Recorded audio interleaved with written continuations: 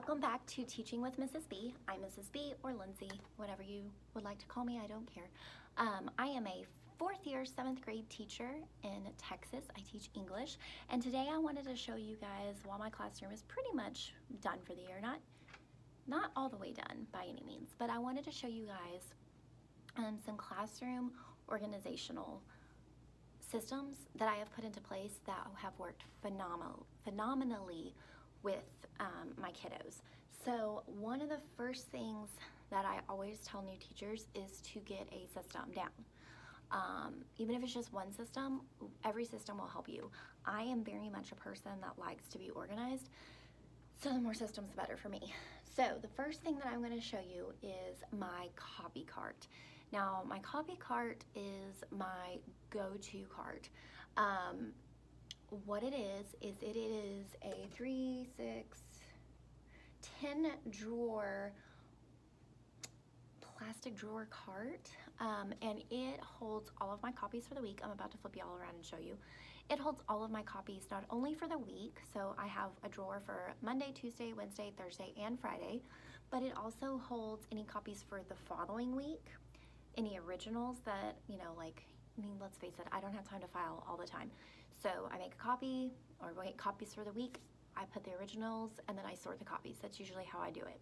And I'll show you because I have made copies already for the year, even though it is only August 7th and we don't even have to report back until tomorrow. I'm trying to get ahead of the game this year. So what I'll do is I'll make my copies for the week, sort them into Monday, Tuesday, Wednesday, Thursday, Friday. If I'm really lucky and I get to go ahead and even copy further, I'll show you what I do in just a second. So Monday, Tuesday, Wednesday, Thursday, Friday, then I put my originals in my originals drawer that is labeled, and then if I make anything for the following week, it gets sorted into the drawer that is labeled next week. Now, if I get lucky enough to copy 6 weeks at a time, which that was more often the case last year than anything, I have two drawers. This 6 weeks and next 6 weeks. Is that right? Yes, I want to make sure. This 6 weeks and next 6 weeks. So say it's the first week of the 6 weeks grading period, and I have all my copies sorted out Monday through Friday. I have all of my copies for the following week in the next week drawer. Where do the rest of my copies go?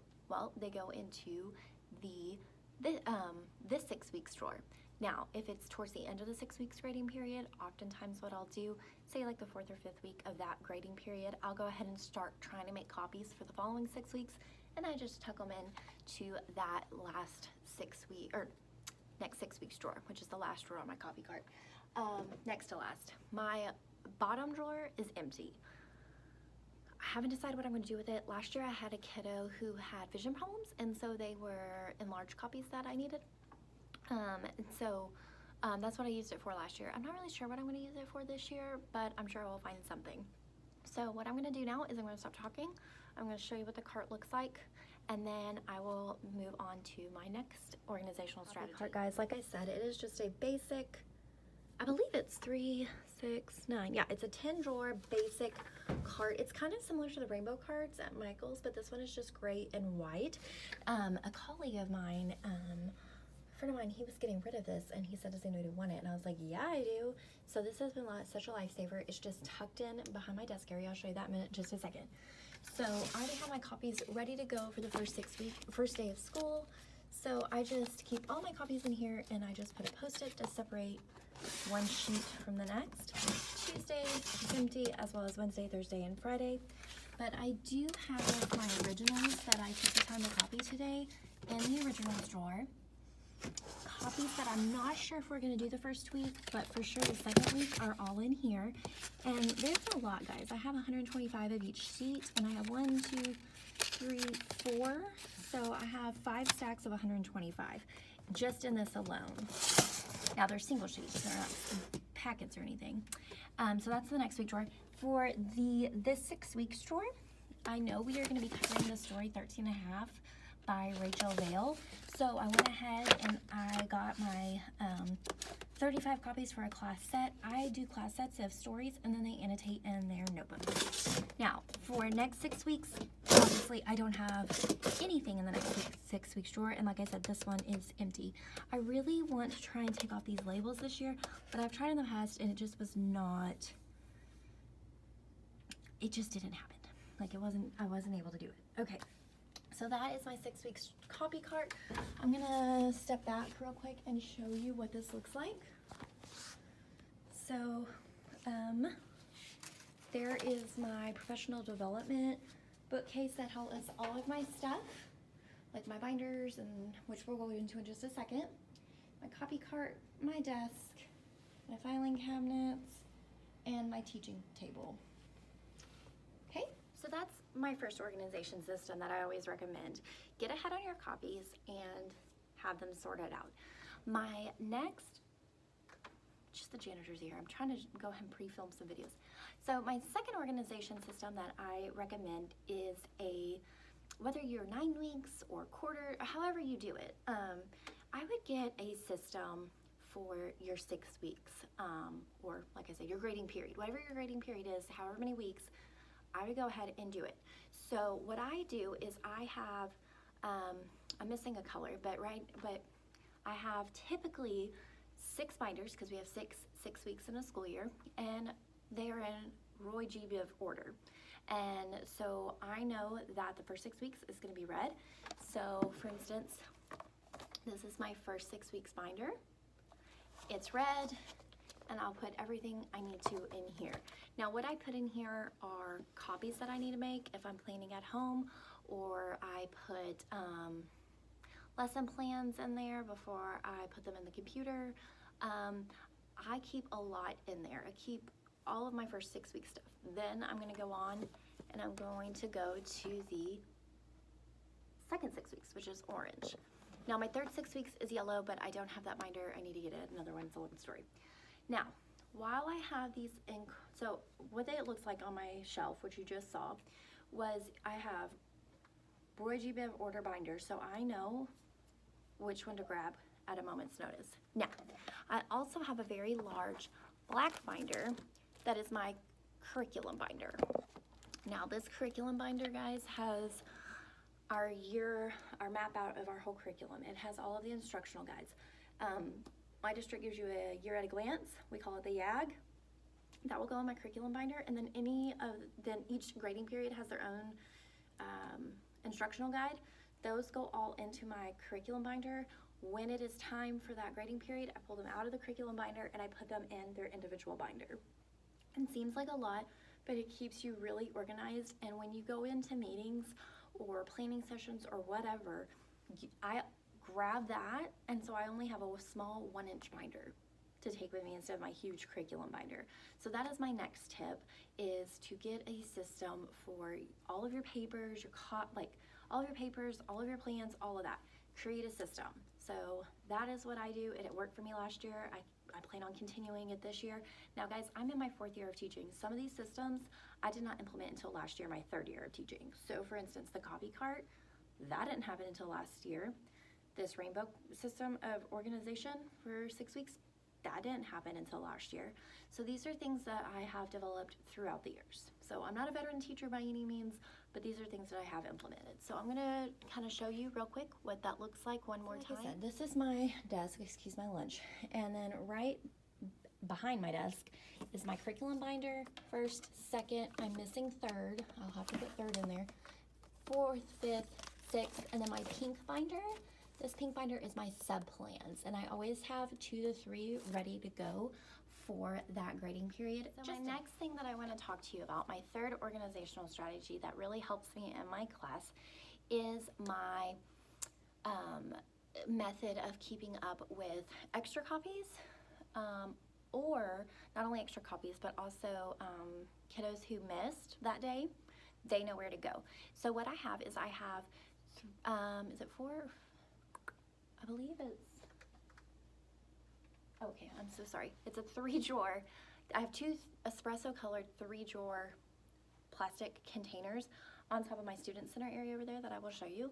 And Monday, Tuesday, Wednesday, Thursday, Friday, they're labeled. The kids know, hey, if I was absent Monday, I go to the Monday, I pull out what was in there. If I was absent Tuesday, go through there. And so the kids know, and so I keep, hey, Miss B, I forgot my homework, go to the Monday drawer, that kind of thing. So it's a clear way where kids who are absent and kids who lost their stuff, they know where to go.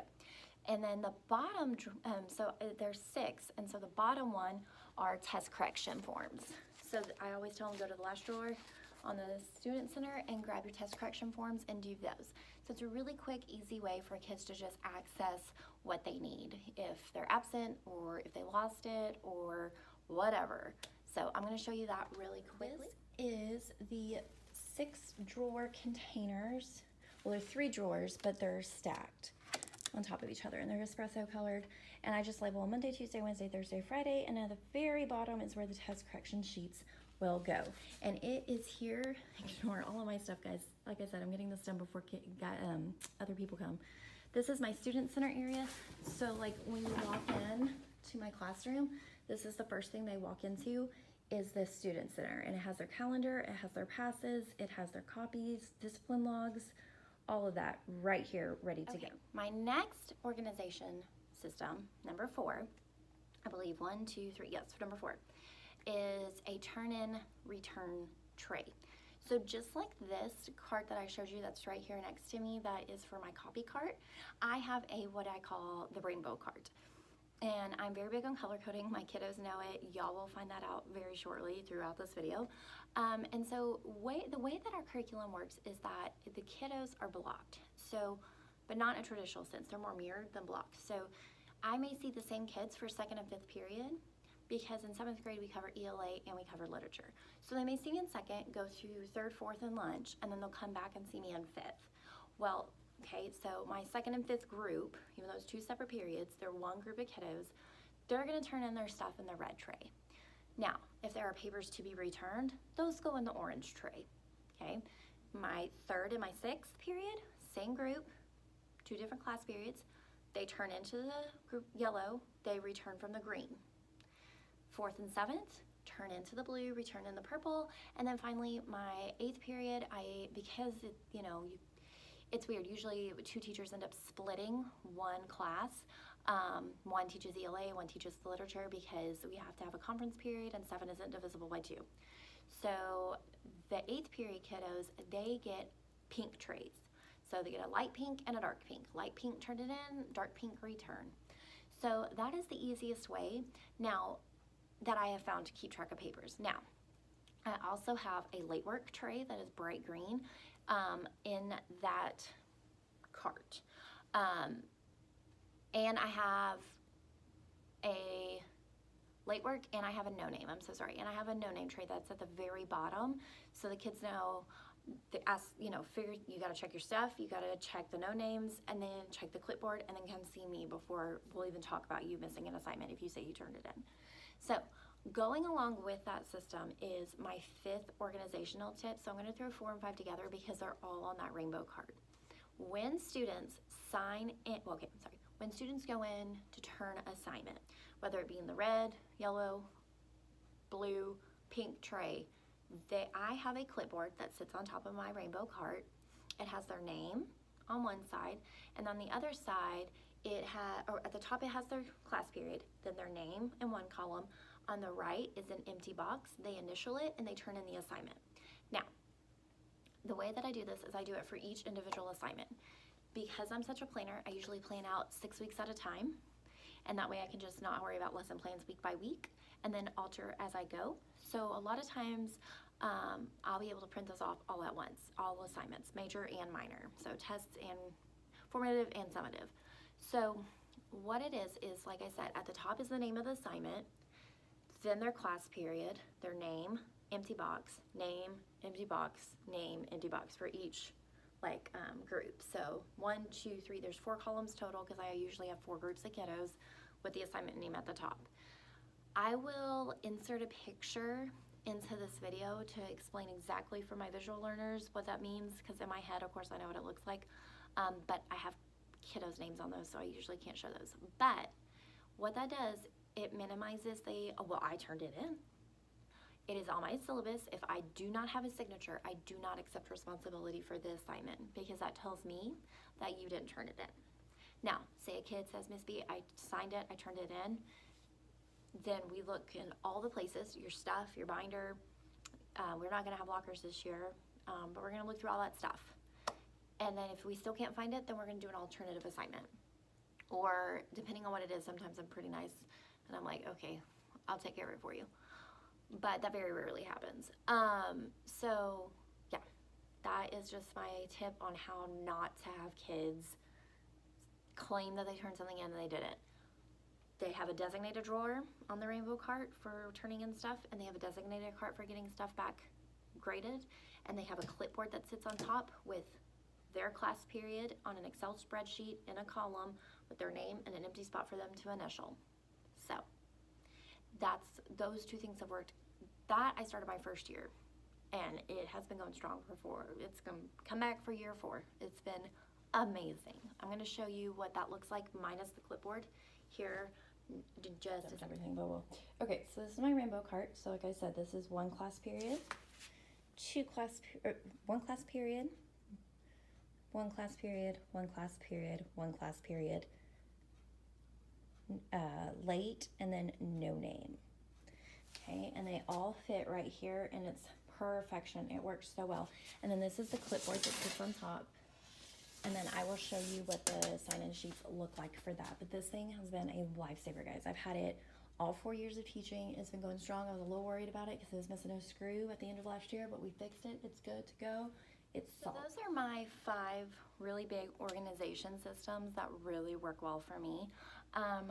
Now what I wanted to do is talk about some new things that I'm trying this year. So one of the new things that I'm trying this year is this late stamp. I get so tired of writing 1 day late, 2 days late, 3 days late.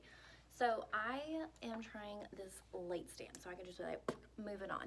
Now, what I will say is that I am also doing something a little different this year. In the past, for 1 day late, you get 15 points off, next day's 30, third day is 40. I don't accept it after the 3rd day. But I went to a training this summer, and it really hit home. Like, what does that teach them? What does that assess? Does it assess their mastery of the concept? No. So what I'm doing instead is 1 day late, you have to come to lunch detention. 2 days late, you have to come to after school detention. 3 days late, you have to come to after school detention 2 days. So what that does is it allows them the time. You didn't get your assignment turned in, I'm going to give you the gift of time. But I'm still going to be able to assess their mastery. Does that make sense? So I'm doing the late, but I'm not going to do 1, 2, 3 days late on their paper. That will be for me to track in some kind of system that I need to figure out pretty quick because the kids start back in 12 days. So that's one thing I'm trying this year. I'm also trying a new library checkout system, and so each class is going to get a color. So I got a pack of colored index cards, and each class is going to get a certain color. They're going to write the title, they're going to write their name at the top, the title of the book, the date they checked it out, the date they check it in. So, and that will be kept over in my library, and they are going to be responsible for it. Now, that being said, in the past, I've used strips where you fill out all the information about the book, your name, the title, what day you checked it out. You take it from one mason jar and you put it in the next one. So one mason jar was blank slips, the next mason jar was check in, and then, I'm sorry, one mason jar had all the blank slips. The next mason jar was check out, like what was checked out. And then when you were done with it, you just put it in a tray that I had in my library, and then I checked, I had one kiddo check every 6 weeks to make sure all books were turned in, and then we would toss them and move on. And that worked great, but because we are doing the Lucy Calkins classroom libraries, 1,500 to 2,000 books, I'm gonna need to have a system that tracks that, because those are gonna be my personal responsibility because they're checked out to me technically while I'm letting the kids check them out. So I wanted to streamline it. So index card was an idea. I got one of the Lucy Calkins trainings. I loved it, but I can't ask them to do one thing for one checkout and another thing for another checkout. To me, it just made no sense. So I streamlined it. So I'm doing the index card. That's number 2 of what I am trying this year. Number 3, I didn't include this on the past organization systems because I implemented it the last 6 weeks. So I can't give quality data that assesses whether it was accurate or not. So one of the things that I'm trying this year, is I am trying a missing work board. I did it last year, the last 6 weeks, like I said, it worked fabulous. So what happens is each week I write down the names of the assignments, and then who's missing them according to class. And then the class that wins at the end of the week gets candy. They were so competitive and they were so on it about holding each other accountable. Like, come on, JJ, you need to do it. You need to do it. You need to do it. Get that assignment in. Get that assignment in. Can I help you? And they were such a team. Like, we really cemented our team bond last year, the last 6 weeks, because of that. So I went ahead and I sectioned off my board. Before, I was just writing all over the board. This year, I sectioned it off. So I have 4 sections, and I'm just gonna do, okay, this is what this class is missing, this class, this class, this class. So I'm gonna see if that works. So that's my, is that 3? There's 2, 3? I don't even remember what number I'm on, guys. I'm trying, oh yeah, that is 3, because I'm trying the late, the index cards, the missing work board. What else am I trying this year? Okay, so something that I'm trying is that it's an organization system, but it's also a motivator, a recognition. So that big board right there, that really tall big board, what you can't see is on the other side of this gray board right over here is a board that looks very similar, except it's square, not rectangle. And so the square board holds our standards for the 6 weeks. What I'm expecting our kiddos, what the kiddos need, I'm hoping that they can at least meet grade level on at the end of the 6 weeks grading period. Whenever they master a standard, they're gonna get their name on a star. They get a star, they get their name, they get a star, they get to put their name on it, and then I'll fill out like what did they master. So I'll just hand them like a 7.3C star. That's a standard. They'll write their name on it, I staple it on the board, and we celebrate them. And so I'm hoping to have that all full by the end of the year. The stars are tiny, they're like maybe even smaller than that, like that, maybe even that. So I'm hoping that that will work. Now, the reason I'm counting this as an organizational strategy and not just like a accountability or recognition thing is that I need it for myself for tracking data. I'm trying really hard to track data this year. Like, it's a thing. I have data binders or data folders. We're gonna go all in for data this year. So that will help me, hold me accountable, because they're gonna be like, hey, lady, where's my star? And I'll be like, you're right. So I'm counting that as an organizational strategy because it's gonna keep me organized with data. That's number 4. The last thing that I am trying this year that is new is, how do I explain this? Okay, so I have these 2 filing cabinets here, right? And this one is chock full of, this one is chock full, sorry, that was driving nuts, so they were in a straight line, of resources. The following one is storage. Now, this top drawer is full of extra paper, folders, things like that, but the bottom 3 drawers are all resources, okay? And then the next one over is storage. Now, what I am trying this year is I'm trying to clean out some of my stuff and transition it over to scrapbook cases. Not everything, but stations, units that I know stay together, I'm gonna try to transition those over to scrapbook cases. So I'm gonna take you over to my cabinet to show you what exactly I need. This is our giant, I mean, it's giant, it's 2 whiteboards long. You've got drawers, you've got cabinets. When I first walked in this room, when I was a first year teacher, it was like, ah. I still don't have it all fold up, that's some great English. So it all filled up. So I have extra like resources that I don't access on a daily back here. And then this is the missing work board. And then this is where the investigating characterization, the first unit of the classroom libraries goes. It's right there. All right, now,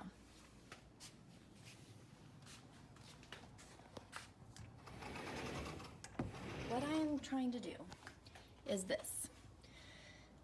My hope, my goal is to get these filled with Iris scrapbook cases, because this is all extra. So we do Reader's Writers Toolkits, and so this is all full of that stuff, because there's different units for each workshop, different workshop units for each. Like there's argument, there's personal narrative, there's writing about reading, so they're all split up. So I want to get scrapbook cases, so I know that like this scrapbook case over here is going to be nothing but argument writing. Now I'm also going to put stations in there, so I have stations like these that are way too big to be putting into the photo boxes, so I'm going to also put the bigger stations into the Iris scrapbook cases as well. So that is my next thing that I'm going to try this year, is to fill this up with scrapbook cases for specific units. Guys, there were 5 strategies that I included that I know are tried and true, that I have tried them for at least 1 year each, and they've worked phenomenally for me. I hope they help you if you choose to implement them. If you do choose to implement them, let me know down below in the comments. I would love to hear that. And then there were, of course, the 5 strategies that I plan on implementing this year. And I'll do an update video probably at the end of the first semester. I'll write myself a note to do an update video about those as well, to see how, like a check-in. Did I keep up with it? Have I kept up with it? What's going on? So let me know down in the comments if you enjoyed videos like this. I really enjoy doing videos like this. I'm really big into organization. So let me know if you like this video. Please like, comment, or subscribe. I would be so happy if you joined our community here, and I will see you guys next time. Thanks so much. Bye-bye.